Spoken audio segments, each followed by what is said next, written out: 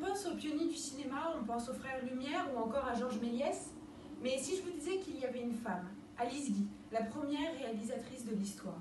Fin du XIXe siècle, une époque où tout est inventé, Alice Guy, jeune femme visionnaire, décide de briser les codes d'une industrie naissante.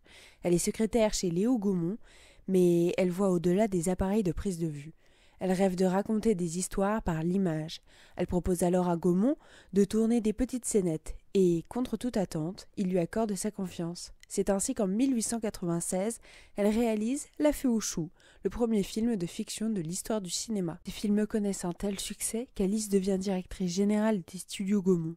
Elle réalise avec des budgets de plus en plus importants, engage des figurants et explore sans cesse de nouvelles techniques. Couleurs, sons, comédie, drame, jusqu'à inventer le premier péplum. Alors que les films des hommes sont préservés, les siens ont disparu. En 1953, une reconnaissance symbolique après des décennies d'oubli. Alice Guy a été décorée de la Légion d'honneur, une façon de lui rendre la place qu'elle n'aurait jamais dû perdre. Alice Guy est une source d'inspiration.